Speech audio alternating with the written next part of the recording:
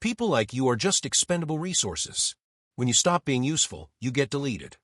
Those words echo through Providence Municipal Court on a Tuesday morning. They come from the mouth of 29-year-old tech billionaire Derek Harrington. He stands in front of Judge Frank Caprio. His arms are crossed. His face shows zero emotion, like he's discussing the weather. But this isn't about weather. This is about a woman named Grace Sullivan. She's 52 years old. She worked for Derek's software company for 11 years. Then she got diagnosed with stage 3 breast cancer. 2 weeks after her diagnosis, Derek fired her. He cut off her health insurance. She had surgery scheduled. She had chemotherapy planned. All of it disappeared with one email. Now she's in court. Not to sue him. That comes later. She's here because of 14 unpaid parking tickets. Tickets she got while rushing to and from medical appointments. Appointments she had to pay for out of pocket. Appointments at free clinics across the city. She couldn't afford parking meters. She was trying to stay alive. Derek is here because he decided to show up. He wanted to observe the consequences of poor decision-making. His words. Posted on his LinkedIn 3 days ago. The post went viral. 500,000 people saw it. Now those same people are watching what happens next. If you believe that being rich doesn't put you above the law, you'll want to see every second of what Judge Caprio does in this courtroom. The bailiff stands at attention. His uniform is pressed and sharp. Case number 2025, TR 94561. The State versus Grace Sullivan. 14 counts of parking violations. Judge Caprio adjusts his glasses. He's been on this bench for decades. He's seen every type of person. Rich, poor, angry, scared, remorseful, defiant. But something about today feels different. The courtroom is packed. Every seat is taken. People line the walls. News cameras are in the back. This isn't normal for parking tickets. Grace walks forward. Her steps are slow. She uses a cane. Her left arm doesn't swing naturally. That's from a mastectomy. The surgery she finally got 3 months after losing her insurance. At a teaching hospital that worked with her on payment plans. Her hair is growing back. Short and patchy. The chemo ended 6 weeks ago. She wears a simple blue cardigan. The kind you find at Target. Her jeans are faded. Not fashionably faded. Actually worn out. Her shoes are clean but old. Everything about her says she's trying her best with very little. Good morning, Mrs. Sullivan, Judge Caprio says. His voice is gentle. Please state your name for the record. Grace and Sullivan, Your Honor. Her voice shakes slightly. She's nervous. This is a lot of people watching her. Mrs. Sullivan, I see you have 14 parking violations here. All from March through July of last year. Is that correct? Yes, Your Honor. That's correct. Judge Caprio looks at the papers in front of him. His eyebrows raise. These are all in the hospital district. Near Rhode Island Hospital, Miriam Hospital, the Wellness Center on Prairie Avenue. Can you explain? Grace takes a breath. Your Honor, I was sick. I am sick. I have cancer. I was going to appointments. Lots of appointments. I couldn't always afford the parking meters. Sometimes I didn't have quarters. Sometimes I was running late because the bus broke down. I know that's not an excuse. I broke the law, but I was trying to. Her voice cracks. She stops talking. She's trying not to cry in front of all these people. Take your time, Judge Caprio says. From the back of the courtroom, someone clears their throat. Loud. Intentional. Everyone turns. Derek Harrington stands up. He's wearing a black turtleneck, just like Steve Jobs used to wear. That's not an accident. Derek wants everyone to know he's a tech genius too. His jeans are black Acne Studios. $400. His sneakers are white Golden Goose. $550. They're intentionally dirty. That's the style. You pay more money for shoes that look beat up. On his wrist is a Patek Philippe Nautilus. The watch costs more than most cars. About $120,000. He checks it. Makes sure people see. Excuse me, Derek says. His voice is sharp. How long is this going to take? I have a meeting at noon. Judge Caprio looks at him. And you are? Derek Harrington. I'm here to observe. As is my right as a citizen. He says citizen like it's in quotes. Like the word is funny to him. Mr. Harrington, you're welcome to observe. But please remain silent unless you're called upon. This is a court of law, not a boardroom. Derek smirks. He sits down, but he makes a show of it. Sighs loudly. Pulls out his phone. The screen lights up. He starts typing. Judge Caprio makes a note. His face doesn't show anything, but his pen moves across the paper. Documenting. Mrs. Sullivan, the judge continues. What's your current employment status? I'm unemployed, Your Honor. I was fired from my job last March, right after my diagnosis. I've been trying to find work, but it's hard when you're in and out of treatment. And now I have gaps in my resume. Nobody wants to hire someone who might get sick again. What kind of work did you do? I was a project manager at NextGen Solutions. It's a software company. I worked there for 11 years. I helped build that company from 20 employees to over 400. I loved my job. I was good at it. Derek's voice cuts through the courtroom again. Oh, come on. This is ridiculous. Judge Caprio's head snaps up. Mr. Harrington. Second warning. One more interruption and you'll be removed. Removed? Derek laughs. It's not a nice laugh. Do you know who I am? I know exactly who you are, Mr. Harrington. I can read. Your name has been all over the news. Would you like to make it 3 warnings, or are we clear? The smirk fades from Derek's face. Just a little.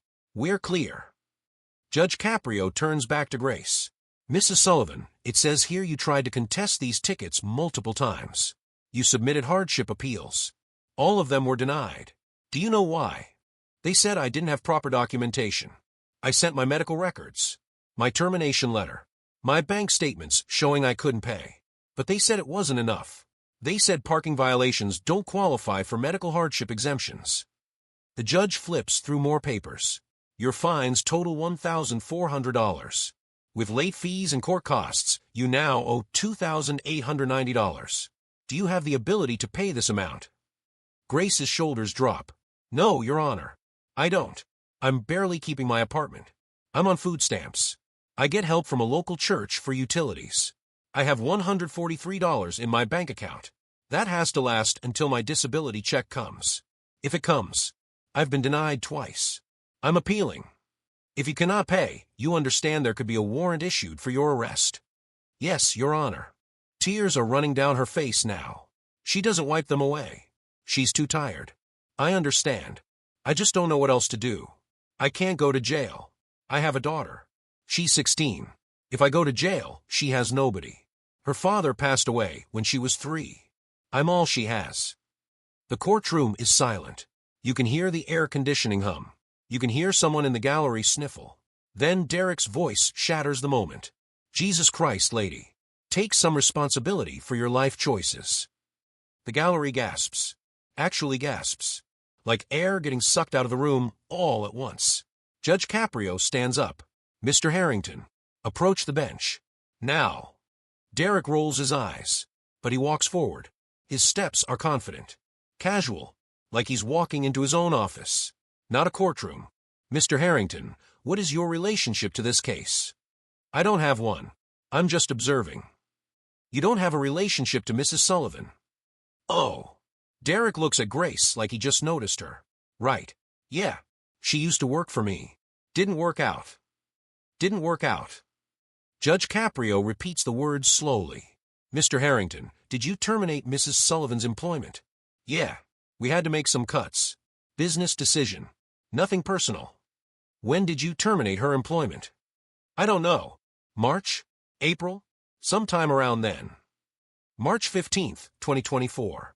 2 weeks after she informed your company of her cancer diagnosis. Is that correct? Derek shrugs. If that's what the paperwork says. I don't handle HR personally. I have people for that. You have people for that, the judge repeats.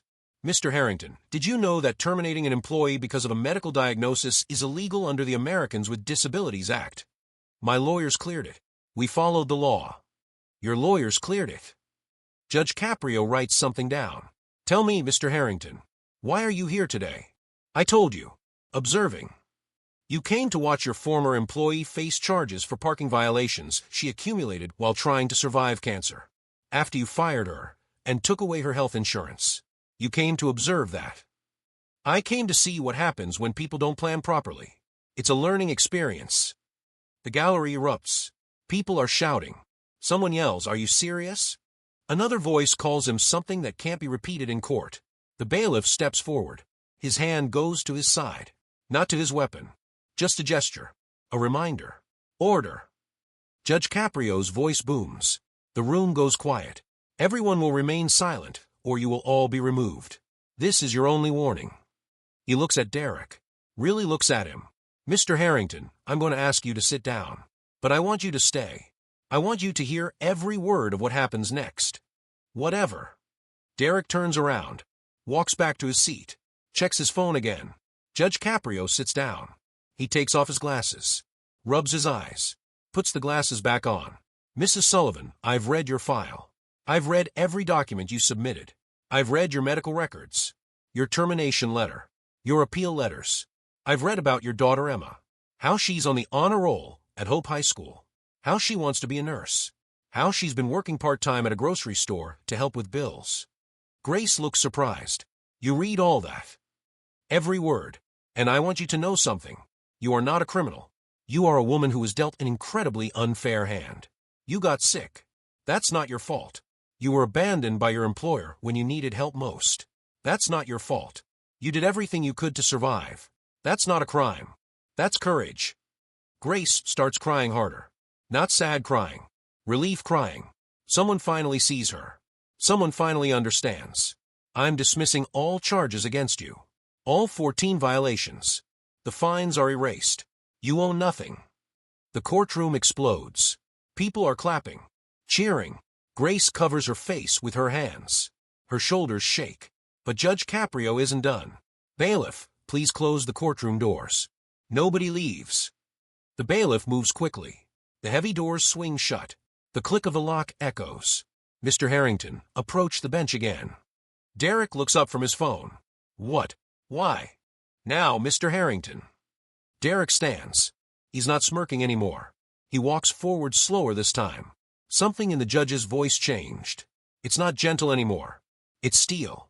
Mr. Harrington, you came here today to watch someone suffer. You posted about it on social media. You called it a learning experience. You wanted to see the consequences of what you called poor decision-making. Is that accurate? I mean, I was just... Yes or no, Mr. Harrington? Yes. Thank you for your honesty. Now I'm going to give you a real learning experience. Bailiff, please retrieve the documents from my chamber. The folder marked Harrington. The bailiff disappears through a side door, returns with a thick manila folder, hands it to the judge. Derek's face goes pale. Just slightly. His jaw tightens. Mr. Harrington, over the past week, several people have contacted this court. Former employees of Next Gen Solutions. They've provided sworn statements. They've provided emails, text messages, internal company documents. Would you like to know what they say? Derek doesn't answer. His expensive watch suddenly feels heavy on his wrist. Judge Caprio opens the folder. Statement from Miguel Rodriguez, former senior developer. Fired 3 days after requesting FMLA leave to care for his mother with Alzheimer's. Statement from Jennifer Park, former HR manager. Fired after she raised concerns about discrimination practices. She's provided emails where you, Mr. Harrington, explicitly instructed her to find reasons to terminate pregnant employees before their maternity leave kicked in. That's taken out of context, Derek says. His voice isn't confident anymore. Really? Let me read your exact words. This is an email dated January 12, 2024. Find a paper trail. Attendance issues. Performance problems. I don't care. We can't afford to pay for people who aren't working, especially if they're going to be out for 3 months. Does that sound out of context to you? Derek's face is red now. That's a private email. How did you? It was provided by a witness. A witness who was CC'd on that email. Your former chief operating officer, Thomas Chun. He's prepared to testify. So are 11 other former employees. The courtroom is silent. Everyone is leaning forward. This isn't about parking tickets anymore. Judge Caprio continues. Let me tell you what else I found. Text messages between you and your father, Lawrence Harrington, where you discussed making calls to judges, to prosecutors, to influence cases involving your company, where you joked about having people in your pocket. Would you like me to read those texts? My father is not part of this. Your father contacted my clerk. Twice. He tried to get this hearing postponed. He suggested that a campaign donation might smooth things over. Did you know about those calls? Derek doesn't answer. He's staring at the floor. His hands are in his pockets. The confidence is gone. Completely gone. Mr. Harrington, look at me. Derek raises his head. Do you know what the average salary of your employees is? The people who write your code, build your products, make your company run. I don't know. That's HR stuff. $67,000 a year. Do you know what you made last year? That's none of your $43 million. Not salary. Net worth increase. From stock options and investments. $43 million while paying your employees $67,000. While firing people who got sick. While threatening pregnant women. While trying to bribe judges. I never bribed anyone. My father. Your father acted on your behalf. With your knowledge. Don't insult this court by pretending otherwise. Derek's mouth opens. Closes. Nothing comes out. Judge Caprio stands. Here's what's going to happen. I'm issuing a court order. You are going to reinstate Grace Sullivan's health insurance. Retroactive to the date of her termination. You will cover all medical expenses she incurred during the time she was uninsured. Every doctor visit. Every medication. Every treatment. Every parking ticket she got while fighting for her life. You can't make me do that. This is a municipal court. You don't have jurisdiction over employment. You're right. I can't make you. But I can contact the Department of Labor, the Equal Employment Opportunity Commission, the Attorney General's office. I can provide them with every document in this folder. Every email. Every text. Every sworn statement. And I can make sure that every news outlet in this state knows exactly what you did. What you've been doing. So you have a choice. You can reinstate her insurance today. Or you can spend the next 5 years in federal court defending yourself against discrimination charges. Your choice. The silence is crushing. Derek's breathing is loud. Fast. His face is red. His hands are shaking. Fine, he whispers. I'm sorry, I didn't hear that. Fine. Derek shouts. I'll reinstate her insurance. Happy. Not even close. Sit down. Derek walks back to his seat. He drops into the chair. His head is down. The phone is in his lap. Forgotten. Judge Caprio looks at Grace. Mrs. Sullivan, your health insurance will be reinstated within 24 hours. If Mr. Harrington fails to comply, contact my office immediately. Grace is crying. She can't speak. She just nods. Now. Judge Caprio's voice gets quieter. Colder. Mr. Harrington, we're going to talk about contempt of court. Derek's head snaps up. What? You interrupted these proceedings multiple times. You showed disrespect to this court. You made cruel comments toward a vulnerable person. You attempted to influence the judicial process through your father's phone calls. Each of those is a separate contempt charge. You're not serious. I am completely serious. Stand up. Derek stands. His legs look unsteady. I find you in contempt of court. For separate counts. You are fined $5,000 per count. That's $20,000 total. Due immediately. Failure to pay will result in a warrant for your arrest. $20,000. For what? Talking. For disrespecting the rule of law, Mr. Harrington. Something you clearly believe doesn't apply to you. But it does. It applies to everyone. Even billionaires. Derek pulls out his phone. His hands are shaking so hard he almost drops it. He taps the screen. Fine. I'm transferring it now. Is Venmo okay, or do you need a wire transfer? People in the gallery laugh. It's not friendly laughter. It's mocking. Judge Caprio doesn't laugh. The clerk will provide payment instructions. But we're not done. What else do you want? Blood. I want justice. Sit down. Derek sits. He's breathing hard, like he just ran a mile. His expensive watch catches the light. It doesn't make him look powerful anymore. It makes him look small. Judge Caprio shuffles papers. Takes his time. The courtroom waits. The tension is thick. Mr. Harrington, you posted on LinkedIn that you came here to observe consequences. You wanted to see what happens when people make poor decisions. Well, now you're going to experience consequences. Real ones. I'm sentencing you to 200 hours of community service. Community service? I'm not even the one on trial. You are now. Your behavior in this courtroom warrants punishment. 200 hours. To be completed within 6 months. Here's what you're going to do. Judge Caprio pulls out a document. Reads from it. You will report to the Harbor Lights homeless shelter on Monday, Wednesday, and Friday evenings. 6 p.m. to 10 p.m. You will serve dinner. You will clean tables. You will wash dishes. You will mop floors. You will take out trash. You will do whatever the shelter director tells you to do. A homeless shelter? I'm not going to a homeless shelter.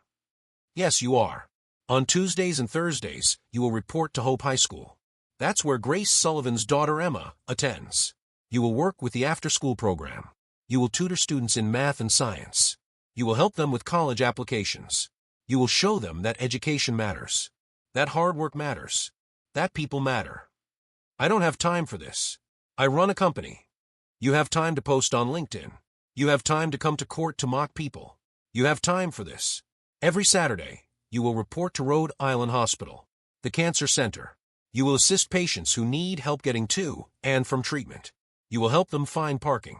You will pay their parking meters when they can't afford it. You will see firsthand what your former employees go through when they lose their insurance. Derek's face is white. Completely white. You're insane. No, Mr. Harrington. I'm fair. You wanted to learn about consequences. Now you're going to learn. You will complete these hours in the clothes you're wearing right now. That turtleneck. Those jeans. Those expensive sneakers. No designer clothes. No Patek Philippe watch. You'll wear a name tag that says Community Service. Court ordered. Everyone will know why you're there. This is humiliating. Good. You humiliated Grace Sullivan. You humiliated every person you fired for being sick, for being pregnant, for being human. Now you get to feel a fraction of what they felt. The judge isn't done. He pulls out another paper. Additionally, you will write a 2,000-word essay. Topic: the moral obligations of employers toward their employees. It will be handwritten, not typed, not written by ChatGPT or your assistant. You will write it yourself. You will turn it in to this court.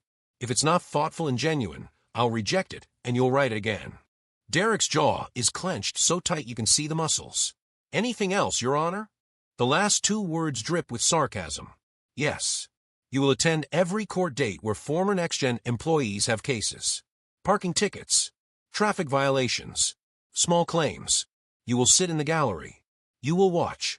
You will see what happens to people who work hard and still struggle. You don't have to say anything. Just watch. Just see. Just learn that the world doesn't revolve around you. I'm not doing any of this. Judge Caprio leans forward. Then I'll hold you in contempt again. I'll issue a warrant. You'll be arrested. You'll spend 30 days in jail. Your choice, Mr. Harrington. Community service or jail time. What's it going to be? The courtroom is silent. Everyone is staring at Derek. Waiting. His face goes through emotions like a slideshow. Anger. Disbelief. Fear. Desperation. Fine, he says. The word is barely audible. I'm sorry, what? Fine. I'll do the community service. His voice cracks. He's close to crying. Not there yet, but close. Good. Clerk, please prepare the sentencing order. Mr. Harrington will begin his service this Monday. The shelter director has been notified. She's expecting you at 6 p.m. sharp. If you're late, that's a violation. If you don't show up, that's a warrant. If you send someone in your place, that's a contempt charge. You, personally, no excuses. Derek doesn't respond. He's staring at his hands. The fight is gone. Completely gone. Judge Caprio's voice softens. Just a little. Mr. Harrington, I want you to understand something. I'm not doing this because I hate you. I'm doing this because I believe you can change. I've seen people change. I've seen people come into this courtroom angry and defensive and walk out humble and grateful. I've seen transformations. I believe that's possible for you too. Derek looks up. His eyes are wet. He blinks hard. But change requires discomfort. It requires you to step outside your bubble, to see how other people live, to understand that your money doesn't make you better. It doesn't make you smarter. It doesn't make you more valuable. It just makes you luckier. You were born lucky. Your father built a company. You inherited wealth. You did nothing to earn it except exist. And that's fine. But it also means you have a responsibility to treat people with dignity, to use your resources for good, to recognize that every single person in this courtroom has the same value as you, the same right to respect, the same right to justice. Derek's head drops. His shoulders shake. The first tear falls. Then another. He's crying. Actually crying. In front of everyone. The gallery watches. Some people look satisfied. Some look uncomfortable. Grace Sullivan looks confused, like she doesn't know how to feel. Judge Caprio continues. Here's what I think, Mr. Harrington. I think you're not a bad person. I think you're a person who has never faced real consequences. You've never been told no. You've never had to struggle. You've never had to choose between food and medicine, between rent and utilities. You've lived in a world where money solves every problem, where you can buy your way out of anything, but you can't buy your way out of this. This is your chance to become someone better. Someone who looks back in 10 years and is grateful that this happened. This is your turning point. What you do with it is up to you. Derek wipes his face with his sleeve. The expensive turtleneck gets wet with tears and snot. He doesn't look like a billionaire anymore. He looks like a kid who just got caught doing something terrible. Do you understand everything I've said? Derek nods. I need a verbal response for the record. Yes. His voice is small, broken. Yes, Your Honor. I understand. Good.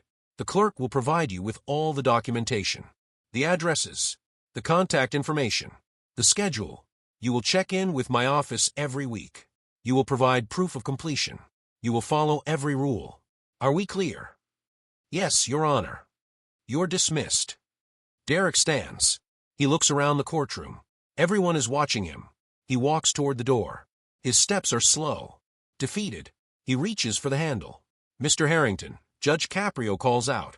Derek turns. One more thing. You're not allowed to publicize this. No posts on social media.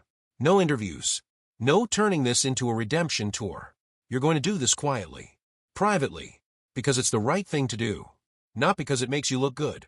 If I see one LinkedIn post about your community service journey, I'll add 100 more hours. Understood? Understood. Derek leaves. The door closes behind him. The courtroom is silent for 3 seconds. Then it erupts. People are talking, clapping, hugging each other. The news cameras in the back are recording everything. This is going to be everywhere. Judge Caprio raps his gavel. Order. We're not done. Mrs. Sullivan, please approach. Grace walks forward. She's still crying, still in shock. Your Honor, I don't know what to say. Thank you. Thank you so much. You don't need to thank me. You deserve better than what happened to you. But I want to give you something else. Something beyond dismissing your tickets. He reaches into his desk, pulls out an envelope, hands it to her. What is this? Open it. Grace opens the envelope. Inside is a check. Her hands start shaking. Your Honor, I can't. This is too much. It's not from me. It's from the Providence Community Fund. They help people in situations like yours. It's $5,000. To help you get back on your feet. To help you and Emma. Use it for rent, for food, for whatever you need. No strings attached. Grace collapses. Her knees give out. The bailiff catches her, helps her to a chair. She's sobbing. Deep, heavy sobs. Years of stress and fear and exhaustion pouring out. Judge Caprio comes down from a bench. He walks over to her, puts a hand on her shoulder. You're going to be okay. You and Emma. You're going to be okay. Grace looks up at him. Why? Why would you do this for me? Because that's what justice means. It's not just about punishing the guilty. It's about helping the innocent. It's about making things right. You did nothing wrong. You got sick. That's not a crime. That's life. And life is hard enough without the system making it harder. He goes back to the bench, sits down, looks at the full courtroom. I want everyone here to remember what you saw today. Justice isn't about rules and regulations. It's not about following procedures. It's about treating people with humanity. It's about recognizing that everyone in this room has value. Everyone has dignity. Everyone deserves respect. He looks at the news cameras. To anyone watching this later, I want you to know something. This case isn't unusual. Every day, people come into courts across this country facing impossible choices. Pay the rent or pay the fine. Buy food or pay the ticket. They're not criminals. They're not bad people. They're people who are struggling. And instead of helping them, we punish them. We fine them. We threaten them with jail. We make their lives harder. That needs to change. He picks up his gavel, looks at it. I've been a judge for a long time. I've seen thousands of cases. And I can tell you this. The measure of a society isn't how it treats its wealthiest citizens. It's how it treats its most vulnerable. Grace Sullivan is vulnerable. She's sick. She's struggling. She's scared. And instead of protection, she got fired. Instead of support, she got fines. That's not justice. That's cruelty. And I won't allow it in my courtroom. He looks at Grace one more time. You're going to be okay. Keep fighting. Keep surviving. Keep being a good mother to Emma. That's all you need to do. Thank you, Your Honor. Court is adjourned. The gavel falls. The sharp crack echoes. People rush to Grace. They hug her. Shake her hand. Several people hand her business cards. Job offers. Support services. Resources. She's overwhelmed. But she's smiling through the tears. The news cameras capture everything. This is going to be the lead story tonight. Tomorrow morning's headlines. Viral videos with millions of views. But right now, in this moment, it's just Grace Sullivan. Finally getting the justice she deserves. 8 weeks pass. It's a rainy Wednesday evening. The Harbor Lights homeless shelter is busy. The line of people waiting for dinner stretches down the block. Inside, the smell of food mixes with the smell of wet clothes and disinfectant. Derek Harrington stands behind the serving counter. He's wearing jeans, a plain white t-shirt, an apron. His name tag reads Derek. Community service. His hair is different, less styled. His face looks tired. He's lost weight. Not much, but enough to notice. He scoops mashed potatoes onto a plate, hands it to a man with no teeth and a grateful smile. Thank you, son, the man says. You're welcome, Derek says. His voice is different too. Quieter. Genuine. The shelter director walks by. Her name is Patricia. She's 61 years old. She's run this place for 20 years. She's seen every type of volunteer. The ones who show up once for a photo op. The ones who complain the whole time. The ones who actually care. Derek was the first type. Now he's becoming the third.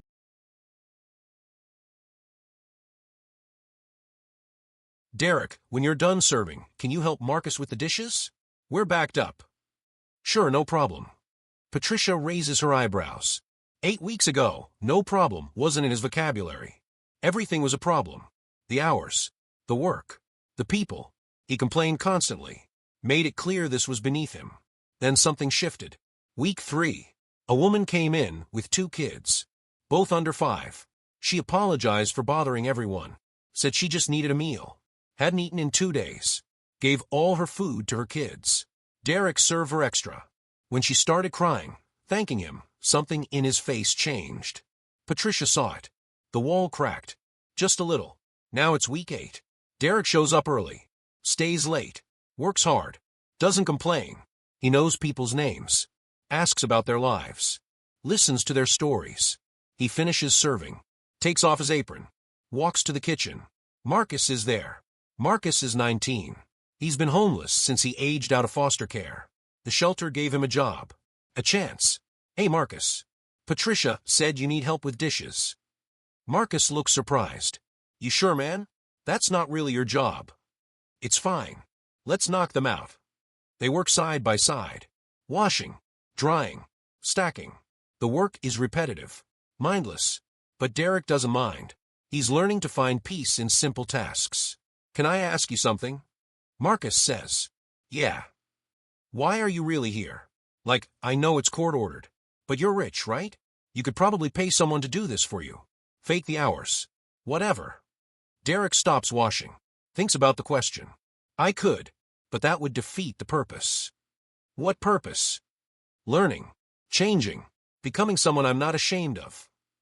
Marcus nods slowly. That's real, man. Respect. They finish the dishes. Derek says goodbye to Patricia. Thanks her for the opportunity. She's heard those words before.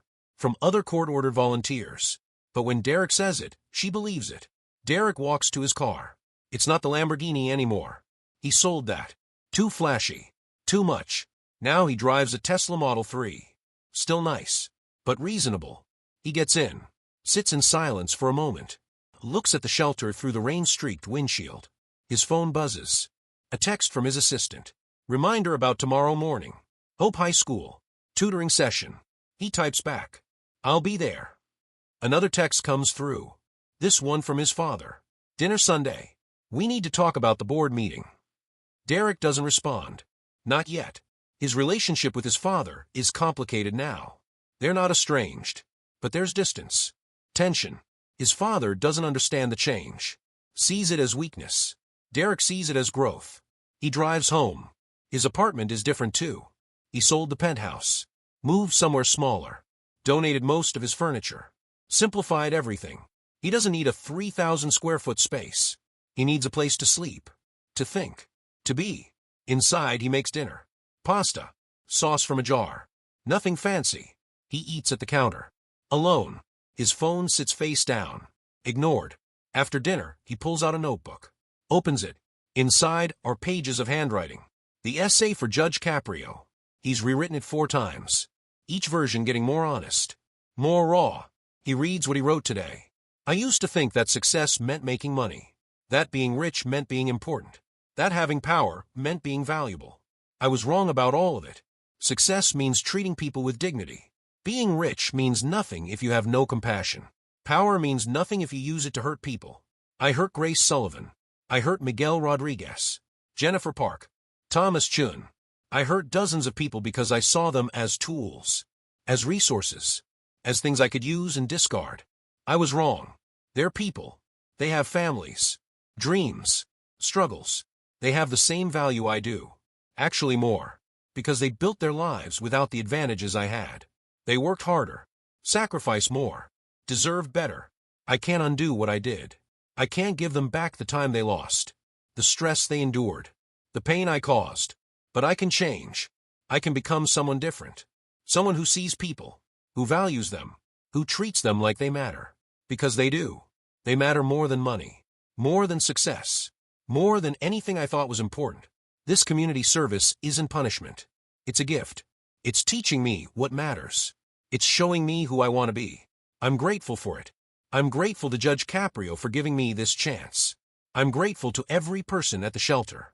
Every student at the school. Every patient at the hospital. They're teaching me what it means to be human. What it means to be humble. What it means to serve instead of take. I don't know if I'll ever fully understand what I did. The harm I caused. But I'm trying. Every day. Every hour. I'm trying to be better. And maybe that's all anyone can do. Try. Change. Grow. Become someone worthy of the space they take up in the world. Derek puts down the pen. Reads the essay again. It's honest. It's painful. It's real. Judge Caprio will accept this one. Derek knows it. He closes the notebook. Goes to bed. Tomorrow is Thursday. Hope High School. Then Friday. Back to the shelter. Then Saturday. Rhode Island Hospital. The work continues. The transformation continues. There's no dramatic moment. No lightning bolt. Just slow, steady change. One shift at a time. One person at a time. One choice at a time. Meanwhile, Grace Sullivan is thriving. Her health insurance was reinstated. Exactly like Judge Caprio ordered. Derek's company sent her a check for $47,000. Covering every medical bill. Every parking ticket. Every expense. She also got a new job. A project manager position at a different tech company. One that values its employees. Offers good benefits. Treats people like humans. She starts next month. Emma got into her top choice college. Full scholarship. She's going to study nursing. Wants to help people like the doctors and nurses who help her mom. Grace cries every time she thinks about it. Happy tears this time. They move to a better apartment. 2 bedrooms. Emma has her own space. They can afford groceries without stress. Can pay bills without panic. They're rebuilding. Slowly, but surely. Grace still thinks about that day in court. The most terrifying and vindicating day of her life. She watches the video sometimes. It went viral. Over 20 million views. Comments from around the world. People praising Judge Caprio. People condemning Derek. People sharing their own stories of being fired while sick. Of choosing between medicine and rent. Of struggling in a system designed to punish poverty. The videos sparked change. Several states introduced legislation. Stronger protections for sick employees. Better enforcement of discrimination laws. More funding for legal aid. Grace gets emails weekly. People thanking her. Saying her story inspired them to fight back. To demand better. To refuse to be treated as disposable. She never expected this. She just wanted her parking tickets dismissed. Instead, she became a symbol. A reminder that justice matters. That dignity matters. That people matter. 3 months after the court date, Grace gets a letter. Official court stationery. Judge Caprio's signature at the bottom. It reads, "Dear Mrs. Sullivan, I wanted to check in and see how you're doing. I heard about your new job. Congratulations. You deserve every good thing that comes your way. I also wanted to let you know that Mr. Harrington has completed 100 of his 200 required hours. He's doing well. Better than expected. The shelter director says he's one of their best volunteers. The school says students love working with him. The hospital says he's made a real difference. I'm telling you this not because you owe him forgiveness. You don't. I'm telling you because I want you to know that your courage made a difference. Not just for you. For him too. You changed his life by simply existing, by surviving, by refusing to disappear. That's powerful. You're powerful. Never forget that. If you ever need anything, my door is always open. With deep respect, Judge Frank Caprio." Grace reads the letter 3 times. She doesn't know how to feel about Derek's transformation. Part of her is glad. Part of her is still angry. Both feelings are valid. Both can exist at the same time. She folds the letter, puts it in a drawer, goes to check on Emma. Her daughter is at the kitchen table, studying for finals, headphones in, focused, determined. Grace watches her for a moment. Pride swells in her chest. They made it. Against all odds. Through all the darkness. They made it. 6 months pass. Derek completes his 200 hours. He's supposed to be done. Free. Released from his obligation. But he doesn't stop. He keeps volunteering at the shelter. 2 nights a week. Not because he has to, because he wants to, because it grounds him, because the people there taught him more than any business school. He keeps tutoring at Hope High School, helps students with college essays, writes recommendation letters, connects them with opportunities, uses his resources for good. He keeps helping at the hospital, pays parking meters for patients, drives people to treatment, sits with families in waiting rooms, listens to their fears, holds space for their grief. His company changed too. He implemented new policies, guaranteed sick leave, better health insurance, parental leave, mental health support. He hired Miguel Rodriguez back, promoted him, made him Chief Technology Officer. He reached out to Jennifer Park, offered her the VP of Human Resources position, told her to rebuild the department, do it right, make it a place that protects employees instead of a company. She accepted. He personally called every employee he fired, apologized, offered compensation. Some accepted. Some told him to never contact them again. Both responses were fair. The company's reputation took a hit. Stock dropped. Some investors bailed. Derek didn't care. He wasn't focused on profit anymore. He was focused on people, on doing right. Slowly, the company stabilized, then grew. Turns out when you treat employees well, they work harder. They innovate more. They stay longer. The company became known for its culture, for its values, for being a good place to work. Derek will never be perfect. He still makes mistakes, still has moments of privilege blindness, still has to check himself. But he's trying. Every single day, he's trying. 1 year after the court date, Judge Caprio holds a special session. He invites Grace, Derek, the news cameras. He wants to close the loop, show people what justice can look like when it's done right. Grace arrives with Emma. They're both nervous, not sure what to expect. Derek arrives alone. He's wearing jeans, a simple button-up shirt, no designer brands, no expensive watch. He looks like a regular person. That's the point. The courtroom fills. Media, advocates, former employees, people who were inspired by the original video, people who want to see what happened next. Judge Caprio enters. Everyone stands. He gestures for them to sit, looks around the room, smiles. Thank you all for coming. We're here today to close a chapter, to reflect on what happened, to look at where we are now. Mrs. Sullivan, would you like to share? Grace stands. Her voice is steady, strong. Your Honor, a year ago, I stood here terrified. I thought my life was over. I couldn't afford parking tickets. I couldn't afford medicine. I couldn't afford hope. You gave that back to me, not just by dismissing the charges, by seeing me, by treating me like I mattered. That changed everything. I have a good job now. Emma's in college. We're okay. More than okay. We're thriving. And I want everyone here to know that justice works. When it's done with compassion, with humanity, with heart. Thank you. The courtroom applauds. Grace sits down.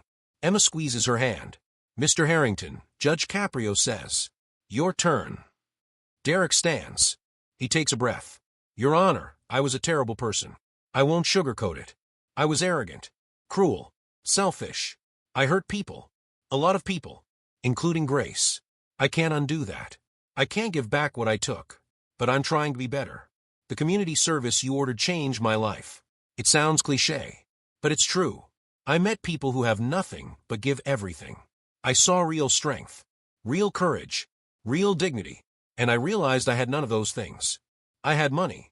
That's all. So I'm building a life based on different values now. Based on what I learned. From the shelter, the school, the hospital, from Grace, from you. I don't expect forgiveness. I don't deserve it. But I want you all to know I'm different now. And I'm committed to staying different. To using what I have for good. To never forgetting what I learned. Thank you for not giving up on me. He sits down. The room is quiet. Some people look skeptical. Some look moved. Grace looks conflicted. That's fair. Judge Caprio stands. I want to say something. This case was unusual. Most cases don't end like this. Most people don't change. But some do. And when they do, we should acknowledge it. Mr. Harrington, you've completed your service. You've done more than required. You've made real changes. I'm proud of that. But I'm also watching. This can't be a temporary reformation. This has to be permanent. I'll be checking in. I'll be watching your company. If you slide back, I'll know. Understood. Understood, Your Honor. Mrs. Sullivan, you're a hero. Not because you suffered, but because you survived. Because you kept going when everything said to give up. Because you raised an amazing daughter while fighting for your life. You inspire me. You inspire everyone in this room. Thank you for your courage. Grace wipes tears. Nods. To everyone else, I want you to take this story into the world. Share it. Use it. Demand better from your employers. From your courts. From your leaders. Demand humanity. Demand justice. Demand that the system works for everyone.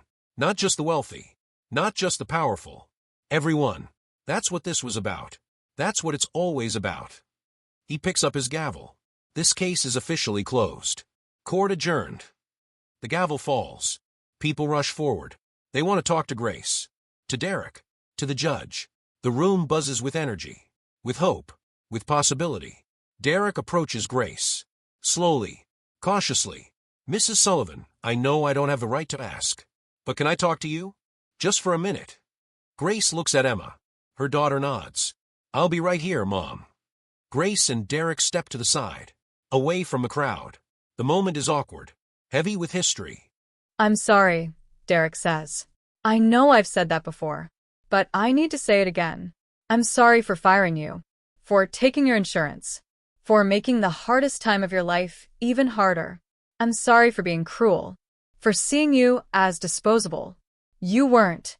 You aren't. You're an incredible person. I didn't see that then. I see it now. Grace takes a breath. Derek, I'm not going to tell you it's okay. Because it's not. What you did almost killed me. I almost gave up. Almost stopped fighting. The only reason I didn't was Emma. She needed me. So, I kept going. But I almost didn't. You need to sit with that. You need to remember that your actions have consequences. Real ones. Life or death ones. I know. I think about it every day. Good. Keep thinking about it. Don't let yourself forget. Don't let success make you comfortable again. Stay uncomfortable. Stay aware. Stay human. I will. I promise. Grace nods. I believe you. I don't forgive you. Not yet. Maybe not ever. But I believe you're trying. That's enough for now. She walks back to Emma. They leave together. Mother and daughter. Survivors. Warriors. Derek watches them go. He doesn't feel absolved. He doesn't feel redeemed. But he feels hopeful. That maybe someday he can look back on this and know he changed. Really changed. He leaves the courtroom. Outside, the sun is shining. The air is warm. He takes a breath. Gets in his car. Drives to the shelter. It's not his day. But they can always use extra help. Justice doesn't always look like punishment. Sometimes it looks like transformation. Sometimes it looks like a billionaire learning to wash dishes. A fired employee getting a second chance. A judge who cares more about people than procedures. Sometimes justice looks like mercy, like courage, like hope. And in Providence Municipal Court on that Tuesday morning 1 year ago, justice looked exactly like it should. Fair. Firm. And fundamentally human.